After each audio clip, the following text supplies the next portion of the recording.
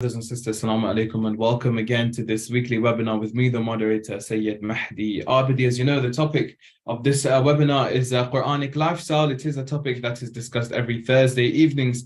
Of course, just a reminder to the viewers that this is going to be a last, inshallah, the last webinar before we take a break for the holy month of Ramadan. Inshallah, after Ramadan, we will be returning to this weekly Thursday programs, of course, with the main topic, Quranic lifestyle. Today, we are blessed to have Hujjat al-Islam wal-Muslimin, Seyed Amin Shamaei, who is going to be joining us and discussing his own subtopic, of course, relating to the main topic. Just before I introduce him, a quick biography, inshallah. So Hujjat al-Islam wal-Muslimin, Seyed Amin Shamaei, is currently the Imam of the Islamic Center of Glasgow. He is educated in the Hawza Islamic Seminary for more than 12 years, and his academic achievements are in religious studies, theology and philosophy from Iran and also the United Kingdom. His accomplishments have been 3 BAs in Islamic theology, sciences, and jurisprudence, and a master's in Abrahamic religions with extensive research and publications. He has been a lecturer and a teacher in both the Persian and English languages, and has taken part in educational and management events, and has acted as a moderator in international academic meetings. He has expanded the dimensions of knowledge and understanding in the fields of his interest by traveling to conferences abroad and meeting and sharing his views with other scholars and teachers. His main interests are semiotics, physiological aspects of Islam, and also Islamic spirituality. Sayyid, assalamu alaikum, and thank you so much for joining me today. Alaikum assalam wa rahmatullahi wa barakatuh.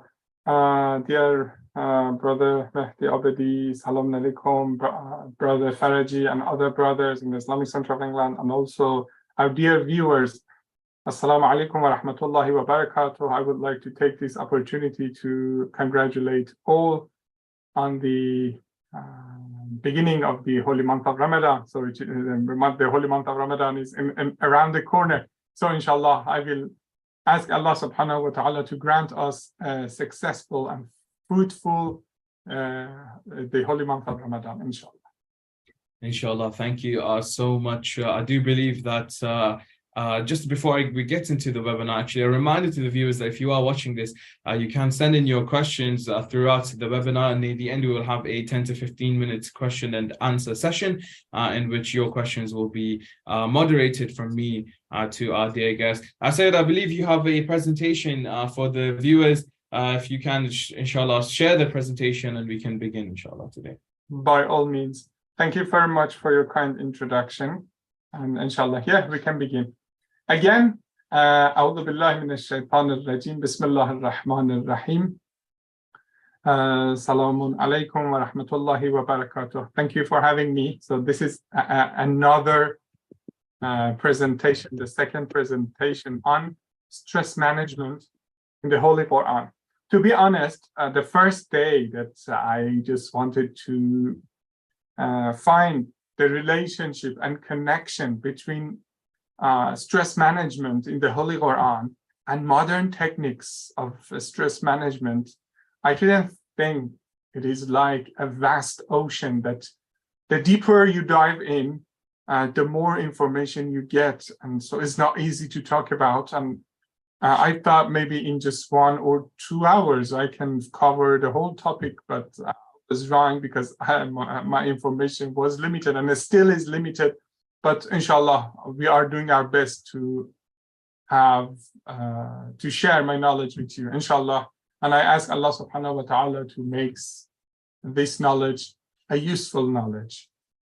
As we say in the ta'qibat, the prayers right after namaz, Allahumma inni a'udhu bika min ilmin la yanfa'. Oh Allah, I seek refuge from those those knowledge that are useless. So inshallah, this knowledge could be useless for all of us.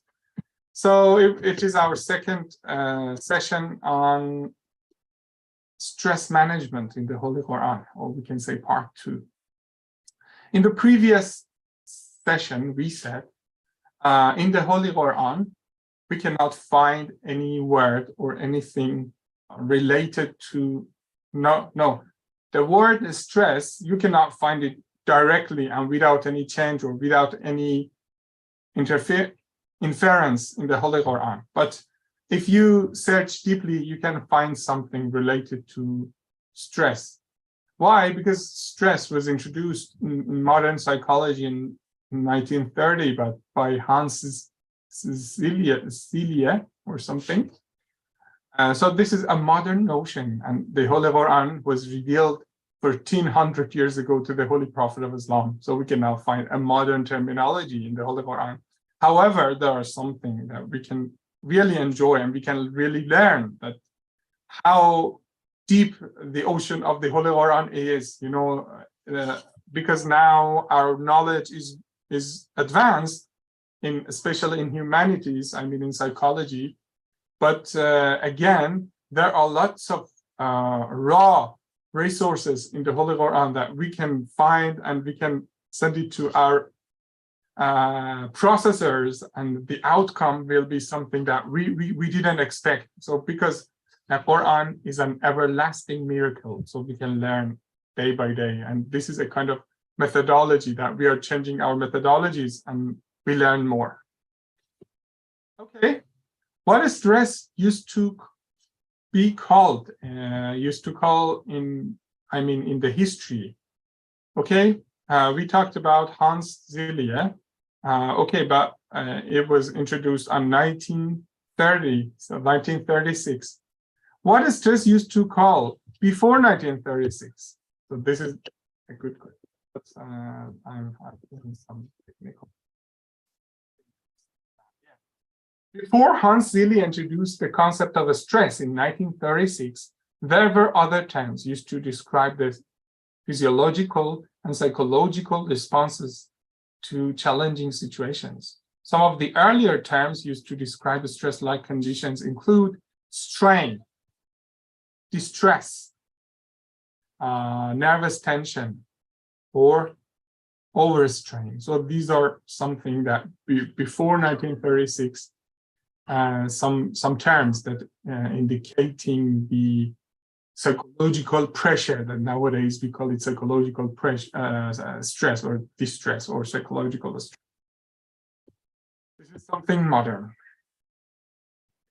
But in the Holy Quran, we don't have a stress. But what is stress in modern Arabic? In modern standard Arabic, stress is commonly referred to as al-waqtun nafsi, which translated to psychological pressure or mental stress. This term is commonly used in the context of mental health and wellness, and it is often associated with negative experience of emotions such as anxiety, worry, and tension. In addition, other related terms in Arabic maybe describe stress or stress-related concepts, such as at-tawattur or at-tawattar, which means tension, and al-ijhad, which means exhaustion or fatigue due to stress. Why Arabic terms are important? Because the Holy Quran, the language of the Holy Quran is in Arabic. And if you search al-waqtun nafsi, of course, you find nothing in the Holy Quran. Or if you search tawattur or tawattar or ijhad, you will find nothing in the Holy Quran. So in the first glance, you think so you can find nothing, but this is not correct. But just I want to give you a summary. Al-waqtun nafsi, psychological pressure. At-tawattur, tension, and al-ijhad literally means bending, but here means exhaustion or fatigue due to stress. If you search these words in the Holy Quran, you will find nothing, because these terms are modern. The Holy Quran is a classic text. In conclusion, while the term psychological stress may not have existed during the time of the revelation of the Holy Quran or the Quran's inspiration, the Quran provides guidance on managing stress through its teachings and examples, which careful research and analysis with careful research and analysis, we can find something thoughtful and informative on the stress management in the Holy Quran. This is interesting because you just cannot search a word and find it. You know, you have to search deeply for different concepts in the Holy Quran. And so the topic for our second episode, our second session of the stress management in the Holy Quran is this: divine solutions, exploring the links between Quranic teachings and contemporary stress management techniques. There are lots of stress management techniques, but we are not going to cover all of them. Just 3 of them that were more interesting for me. I just wanted to share my ideas. And so we have modern techniques and Islamic teachings that are everlasting. Can we find a kind of connection, interrelatedness, or not? I think yes, we can find, and let's see what will happen. So the first is mindfulness, one of the techniques that wants you to stay in the present moment. Of course, this is not something modern. It is known as, I think, sati. I think that the Pali name for mindfulness is sati, the original name. But unfortunately, not unfortunately, the original name was sati, and it came to the Western culture by I have forgotten his name, something Zin, Kabat-Zinn, John Kabat-Zinn, but I'm pronouncing his name wrongly, I know. So this is called mindfulness and means to remain in the present time, forget about the future, forget about the past, and stay in the present, stay in the moment. This is called mindfulness. And so, inshallah, but this is not exactly something I think Quran refers, but this is something that we can learn. Inshallah, we will talk about it. The second method is cognitive behavioral therapy. I think most psychological therapies are based on cognitive behavioral. It means if you change your knowledge, you will change your behavior. And you will understand the reason of some emotions or some feelings, so you can change them. And the third one is meditation. Of course, there are something in common between mindfulness and meditation, but they are not completely the same. They are not identical. The main purpose of mindfulness is to remaining in the present time, and meditation is having focus and having concentration, but somehow they are related, but not completely identical. Okay, let's move. Mindfulness is the practice of being present at the moment and fully engaged with one's thoughts and feelings.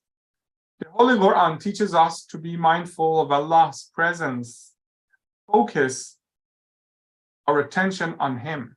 This mindfulness helps to reduce stress and anxiety and brings a sense of peace and tranquility to mind. You know, I think there are 3 or 4 parts of our brain that is engaged when we are thinking about the future and thinking about the past. But I think the most vital part of our brain is prefrontal cortex. I think other animals, they don't have it. This is something that just human being has. And if you stay in the moment, it means you are making your prefrontal cortex inactive. Of course, this is the hardware, we cannot switch it off, but for a short period of time, it depends on the length of our mindfulness, we can put it aside and we can reduce the activity, our prefrontal cortex.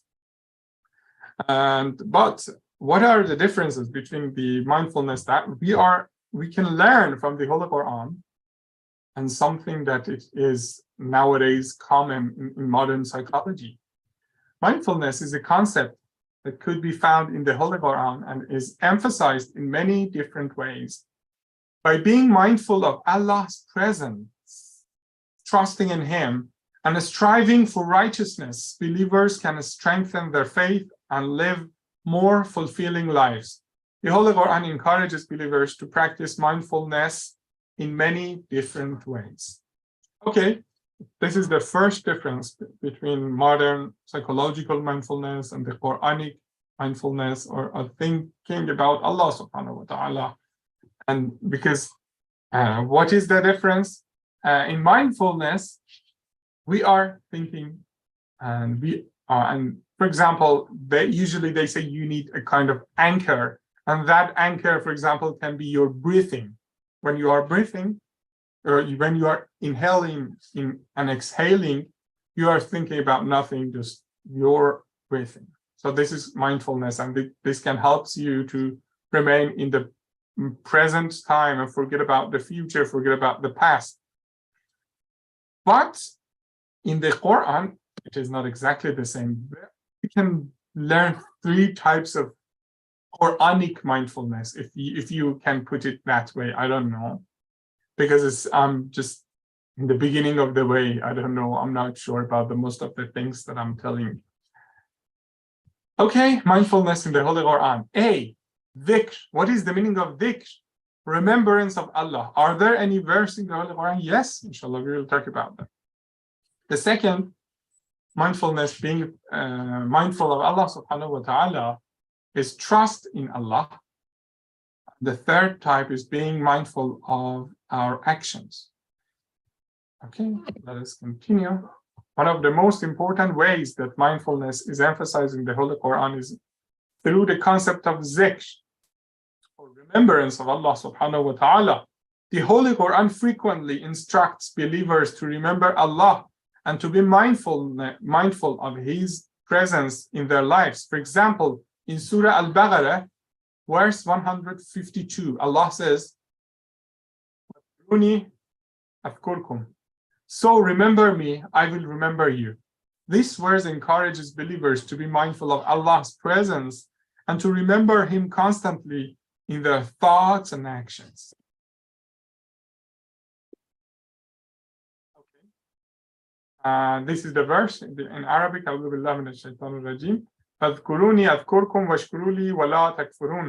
So this is pictorial translation. Therefore, remember me, and I will remember you.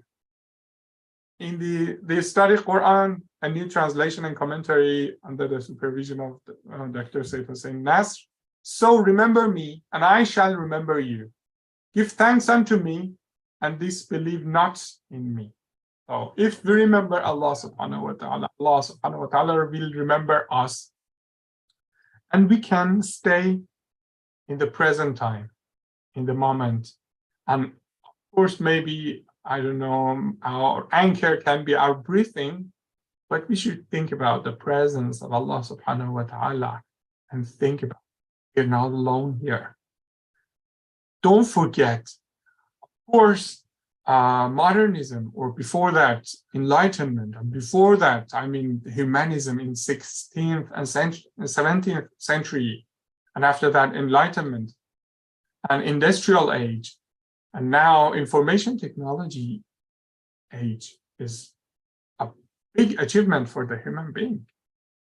We cannot deny, from this platform that we are having communication on Zoom, YouTube, lots of things that nowadays we have these kind of facilities. So these are great.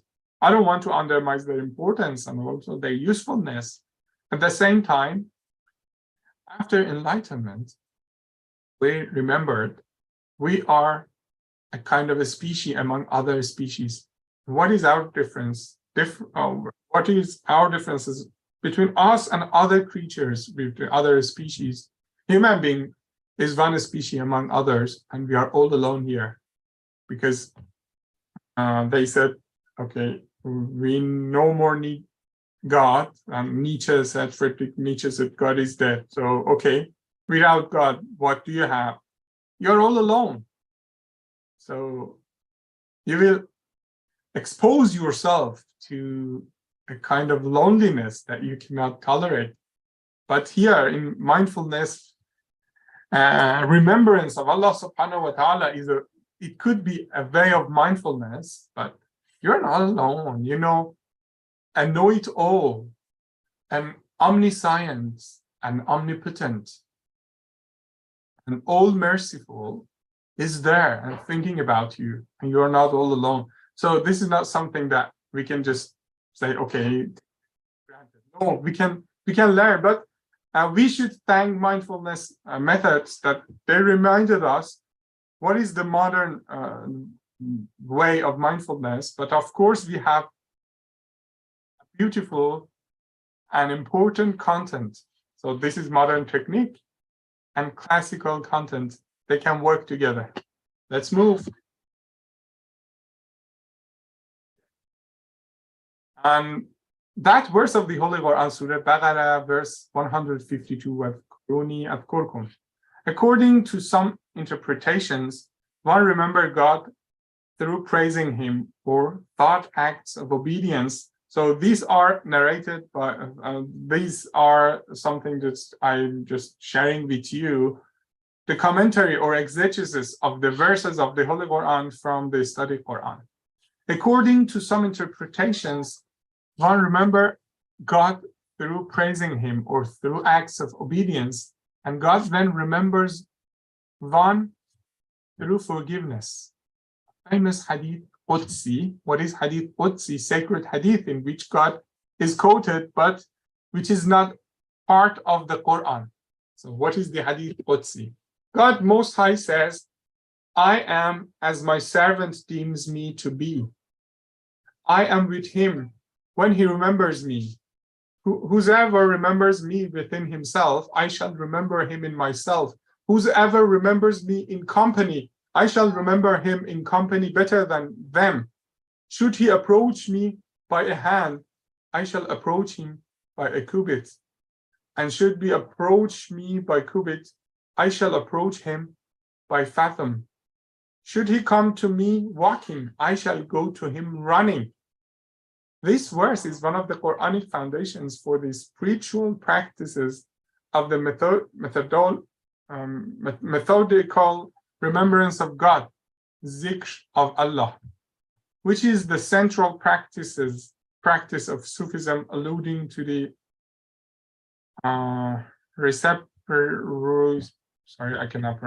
remembering God and being remembered by him. For a discussion of virtues of zikr or remembrance, there are also two more verses that we can talk about, but I want to keep it short. It is going to be brief, and I think I have consumed half of my time, and I'm over now. Let's move. Tawakkul. Trust in Allah subhanahu wa ta'ala. Another way mindfulness is emphasized in the Holy Quran is through the concept of tawakkul, which can be expanded to explain the relationship between mindfulness and tawakkul. Tawakkul is an Arabic term that refers to placing one's trust and reliance on God, and it is often translated as reliance or dependence in English. In God we trust. Tawakkul can be seen as a way of cultivating trust in the present moment and surrendering to the will of God. This connection between mindfulness and tawakkul is emphasized in various verses of the Holy Quran. For example, Surah Al-Baqarah, verse 256 states, there is no compulsion in religion, la ikraha fid din. So it is Ayat al-Kursi, most of us know it by heart.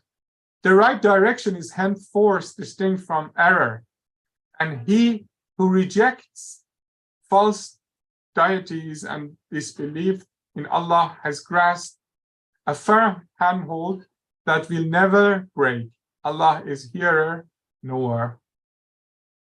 Okay, Allah has grasped a firm handhold that will never break.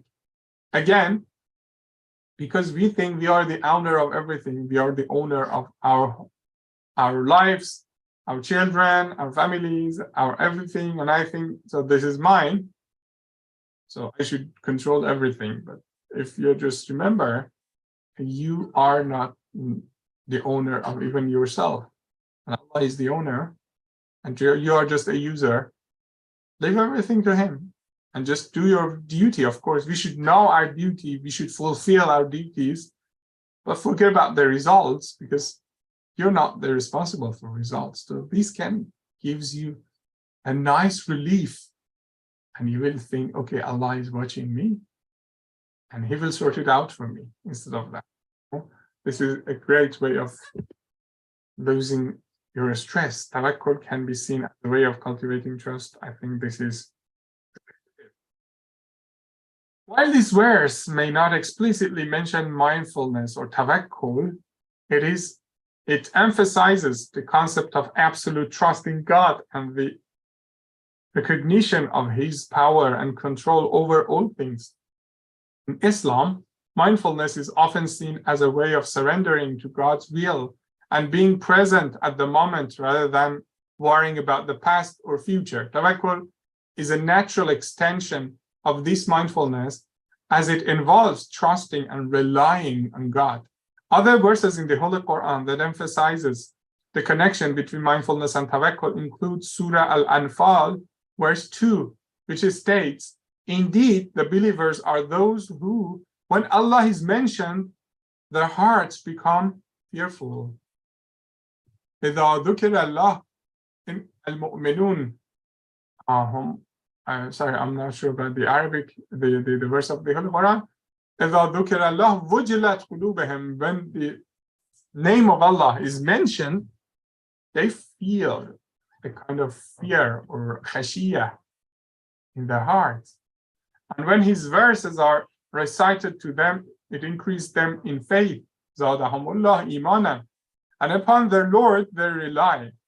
And Surah, again, Ash-Shu'ara, verse 30, which states, "And whatever strikes you of disaster, it is for what your hands have earned, but He pardons much." So these are something that we can learn about the relationship between tawakkul and stress management. I don't know, maybe we have thought it before, but now we can learn mindfulness or think about Allah subhanahu wa ta'ala, dhikrullah, or tawakkul, trust or reliance on Allah subhanahu wa ta'ala, can be a stress management technique. If you rely on Allah subhanahu wa ta'ala, well, you should have a stress. That's why when Imam Khomeini was on the airplane and coming from France to Iran, because the airplane was receiving threats of being shot down by missiles or being intercepted by other military aircrafts of fighter jets of Iran. And they asked him, "What do you feel?" And what was the answer? Imam Khomeini said, "Nothing." So why? Because if you leave everything to the hands of Allah subhanahu wa ta'ala, why you should worry about anything? Because Imam Khomeini didn't consider himself as the owner, as the leader, or as nothing. He said, okay, I am just a servant of Allah subhanahu wa ta'ala. Okay, if He wants to take my life back, why I should care? Let it happen. The Quran teaches believers to be mindful of their actions and to strive for righteousness. In Surah Al-Baqarah, verse 197, Allah says, "And take provisions, but indeed the best provision is fear of Allah. So fear me, O you of understanding." This verse encourages believers to be mindful of their actions and to strive to do what is right in the eyes of Allah. There are lots of hadith also, they can support us. As Imam Hussein alayhi salam has said, this universe is the I don't know how to translate mahzal, the place of the presence of Allah subhanahu wa ta'ala. Don't commit any sin in the eyes of Allah subhanahu wa ta'ala. So if we think about our action, what does it mean? It means our action means our duties. If we focus on our duties, we forget about the consequence and the result and the fruits. This can gives us a peace of mind. Another method, so far we talked about mindfulness, and in mindfulness we have zikrullah, we have tawakkul, and thinking about our own actions. So these are some techniques that we can use Of course, they are just primary, they need to be very advanced, but so far, something is better than nothing. Cognitive behavioral therapy, or CBT, is a psychotherapeutic approach that focuses on the changing negative thought patterns and behaviors. The Holy Quran teaches us to think positively and to have a positive outlook on life. It also encourages us to reflect on our actions and to seek forgiveness when we make mistakes. And even we have some verses that usually on the birth anniversary of our awaited Imam we usually recite. And also this is a kind of positive thinking. Allah has promised us this earth is going to be in the hand of some right people.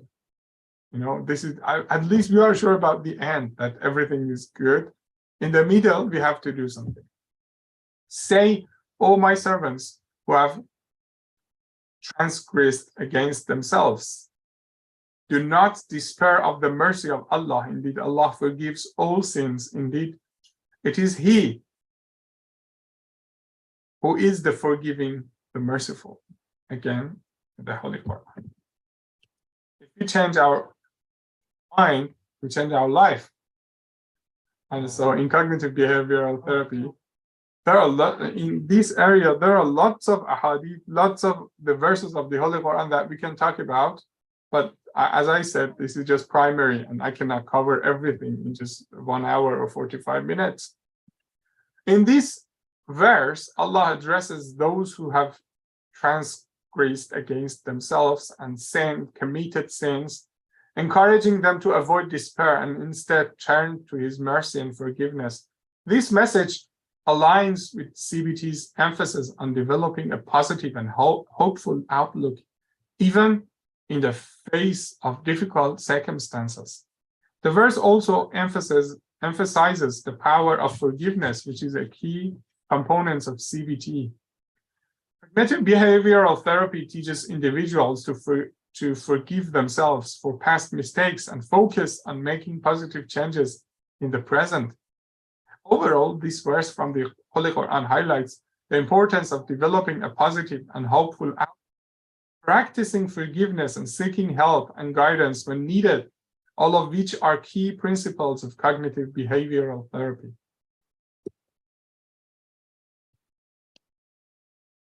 Meditation, let's move. Meditation is a technique that helps to calm the mind and reduce stress and anxiety. The Holy Quran encourages us to reflect on Allah's sign, ponder His creation. This meditation can help bring a sense of peace and tranquility to mind and reduce stress and anxiety. What is the verse?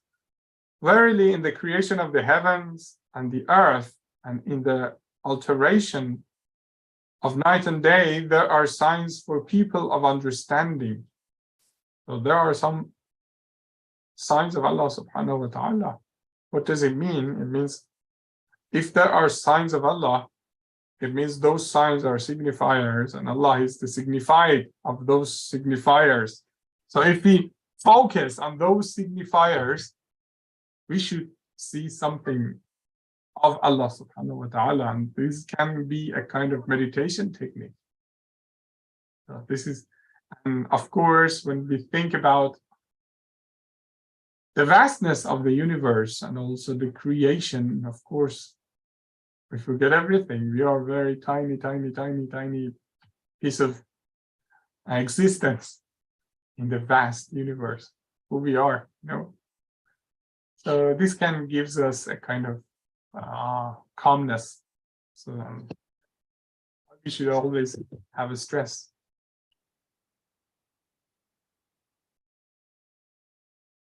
I think I had more,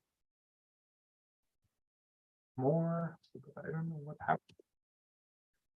Thank you so much for that talk. We do have still a long time if you want to continue. Yes, with your talk. And I think it was my problem, and I have shared the wrong PowerPoint, because there are lots of more slides to have. That's why I was very fast and in changing. And yes.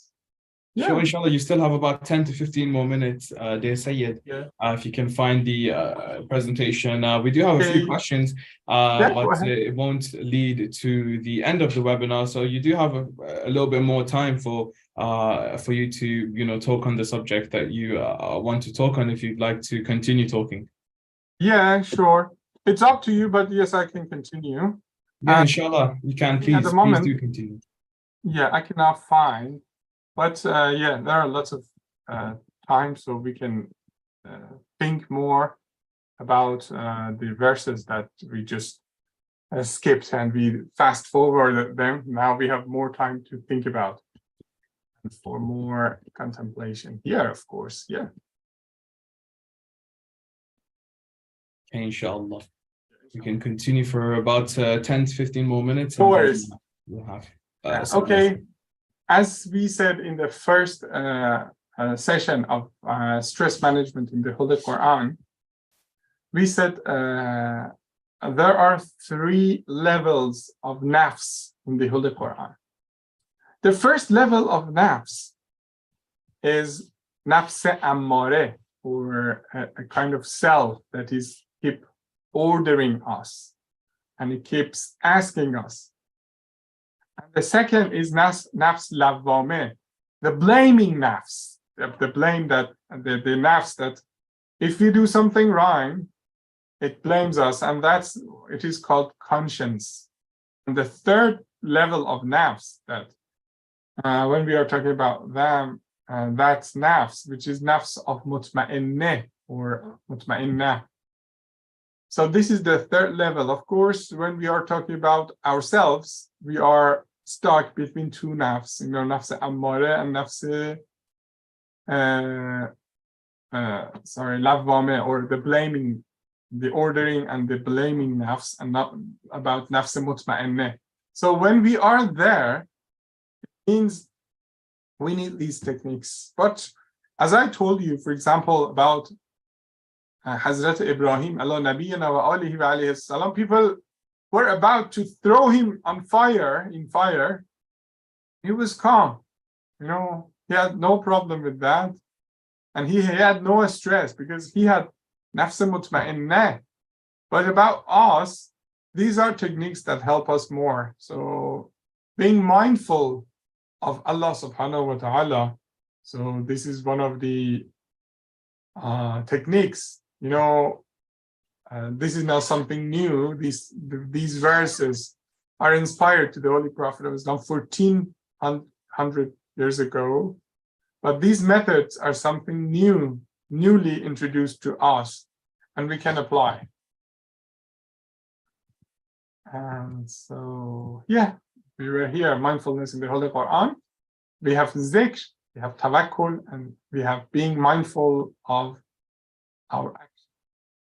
Now we have more time to think about, for example, this verse. فَاذْكُرُونِي أَذْكُرْكُمْ. So what does it mean, and what really we should do? Remembering sometimes is just by your tongue. Of course, after each prayer, there are some zikr that tasbihat Hazrat Zahra sallallahu alayha, that we usually do, we usually recite. So some of the zikrs or remembrance of Allah is by tongue. We repeat a word. We say Allahu Akbar 34 times. We say Subhanallah 33 times. So this is one way of zikr. Also by our deeds. As we say in the Ziyarat Ashura, we ask Allah subhanahu wa ta'ala to grant us a true step. Why? Because sometimes our actions are not true. By our actions, the act of worship, the act of delivering service to other people, this is also a kind of remembering Allah subhanahu wa ta'ala. And this is really great if we have a stress. And this can help us a lot to remember we are not all alone in this world. Allah subhanahu wa ta'ala is always here to help us. and to take our hand. Also in our heart. Sometimes the remembering of Allah subhanahu wa ta'ala can happen in our heart without saying anything or without doing anything.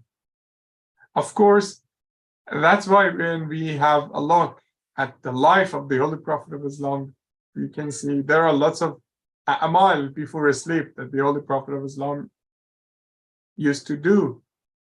There are certain surah of the Holy Quran or certain zikr that the Holy Prophet of Islam used to recite before his sleeping time. So these are something that can help us to control or to manage our stress. We cannot control our stress. We can manage our stress. Why? Because the stress is like body temperature. If your body temperature is more than 37 degrees centigrade, it means you have fever. And if it is less, of course, they don't say you are normal. This is something 37 degrees centigrade. Sometimes we need a bit of a stress. A normal, a healthy level of stress is necessary for our life, not more, not less. And by remembering Allah subhanahu wa ta'ala, we can reclaim our normal stress level. And so this is something that the Holy Quran teaches. Also, let us have a look again to this hadith of should he come to me walking, I shall go to him running. Allah subhanahu wa ta'ala, this is hadith Qudsi, is teaching us it is not only us that we are going toward Allah subhanahu wa ta'ala. Allah subhanahu wa ta'ala is also coming to our side. So these are something that we can really learn and reconsider. All this information that I'm giving in this webinar and in this PowerPoint are repetitive. Mindfulness was there and the Holy Quran was there. But finding a reasonable, a plausible connection between the verses of the Holy Quran and modern techniques of stress management, I think this is something that it can help us a lot, because this is our manual, and this book can help us to reduce our stress and have a better life. And also, we talked about tawakkul so far, and about the cognitive behavioral therapy. I think those two techniques, I mean mindfulness and meditation, but in cognitive behavioral therapy, there are lots of things that we can learn from the Holy Quran. And so one of them is about thinking about the ownership. Who is the owner? When, for example, a parent, they have lost their children, you just tell them, you were not the owner of your son. Allah is the owner of your son. He gave it one day to you, and now it was him. He took it back from you. Why you should be sad? So these are something that they really can help us to have a less stress, or a kind of managed stress that we can have in our life. Of course, there are lots of things in cognitive behavioral therapy. By changing our mind, by changing our thoughts, we can change our life, that the Holy Quran is teaching us. So these are some modern methods that they can help us to understand and practice the holy verses of the Holy Quran deeper and better. Okay, I think I have run out of my time, and we have a quarter. You are more than welcome if you want to ask your question or just type your question. I'm also doing the moderation. Okay, Brother Abedi is here. Yeah, you can ask, more than welcome. Excellent.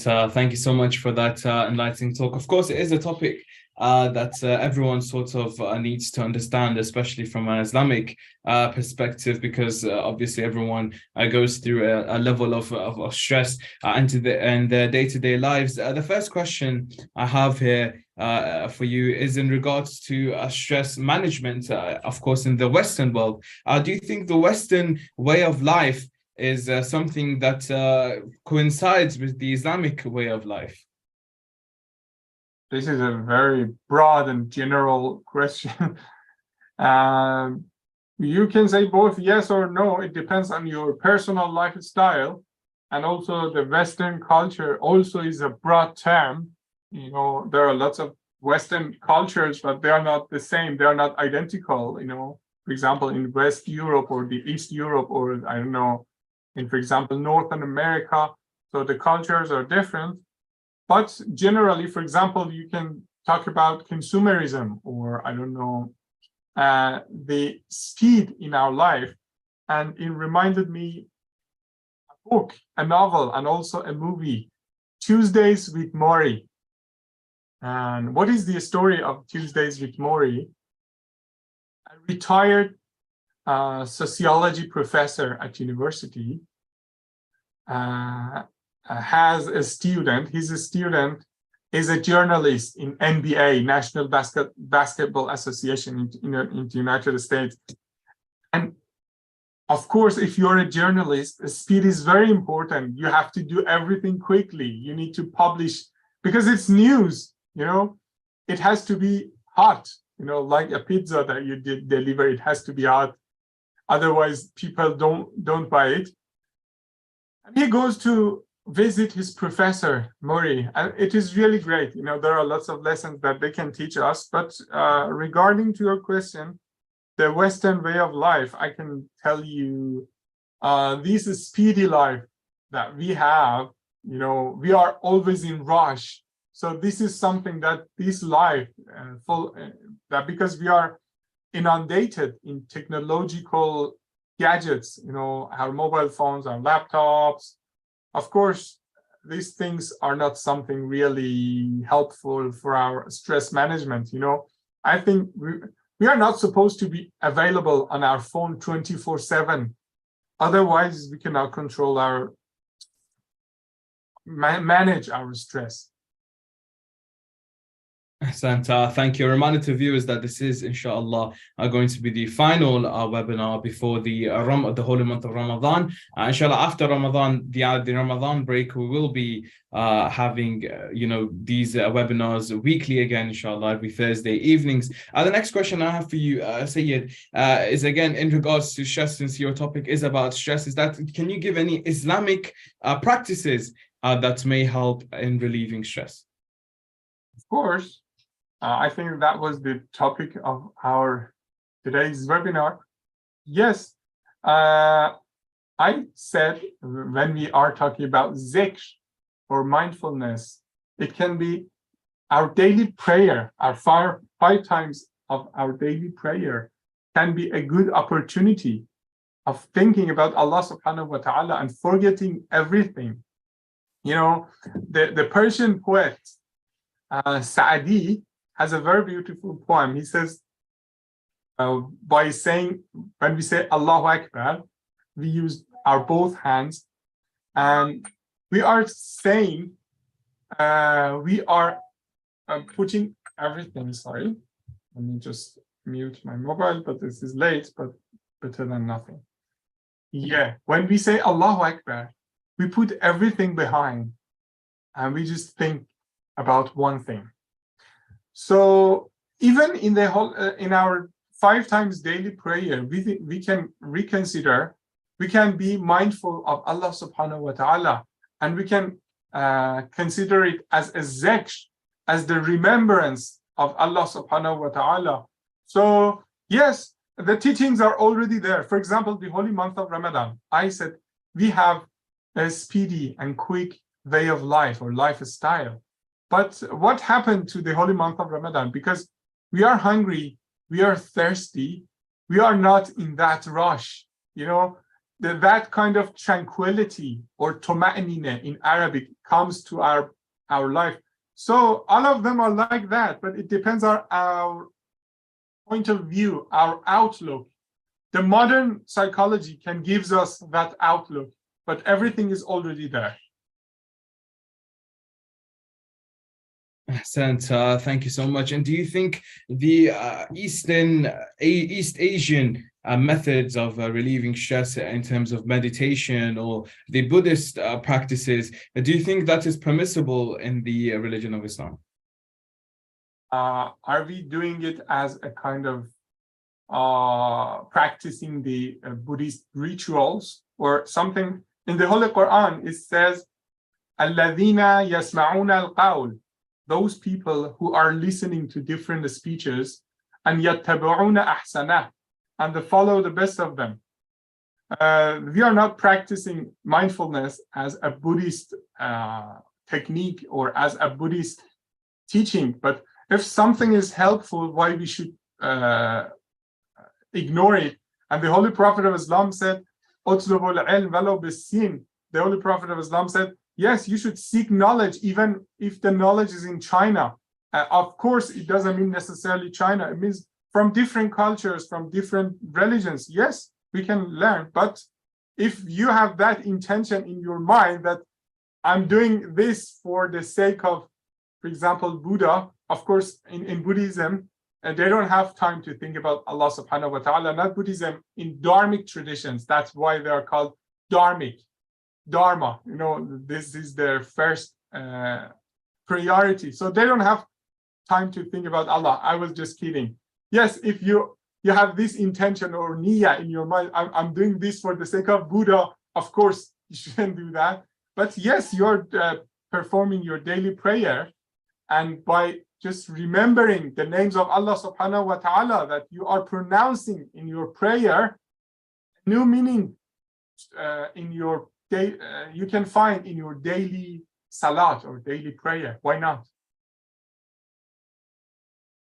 Santa, for those who are working sort of late night shifts and they come home, really late at night or etc., what would your advice be to them in order for them, not to miss the prayer of Fajr? Because a lot of people have been messaging me saying that it is very difficult for them to wake up because it would be stressful as they'll need to go back to work the next day, etc.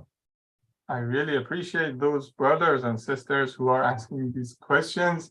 Of course, this is a kind of deviation from our topic because we are talking about the stress. But of course, there is the verse in the Holy Quran, the last verse of the Surah Kahf. So if you recite that verse before going to your bed, or if you are in your bed before going to sleep, you recite that verse of the Holy Quran, and inshallah Allah will help you to get up for your Fajr prayer. And on top of that, in the Holy Quran also is said, "Ash-shaytan ya'idukum al-faqr." Shaitan will promise you of poverty. And sometimes poverty is not just, he says, if you donate this amount of money, you will be a poor person. Save it up for yourself. And also when it comes to our sleeping, it's the same. I say my body needs 8 hours of sleeping. Shaitan says, yes, you have right for 8 hours of sleeping. And if you offer your salat, you will lose the rest of your sleep. Don't do that. So this is shaitan. But we forget the person who gives the barakah, who gives our sustenance, and also the time, the barakah for our sleeping is Allah subhanahu wa ta'ala. So again, these two answers are cognitive behavioral therapy form, yeah. Thank you so much. That concludes the questions that I had for you today, dear Sayed. And of course, the time, of course, for today's webinar is also finished. Again, to the viewers who are watching this maybe later, this is going to be the last one, inshallah, the last webinar, inshallah, until after the holy month of Ramadan. So inshallah, I'll see you guys after the month of Ramadan, inshallah, every Thursday evenings, with the main topic being Quranic lifestyle. So for me, the moderator, Sayyid Mahdi Abidi, and our dear guest, Hujjat al-Islam wal Muslimin, Seyed Amin Shamaei, I'd like to bid you farewell. Assalamu alaikum wa rahmatullahi wa barakatuh. Assalamu alaikum wa rahmatullahi wa barakatuh. Thank you for your invitation.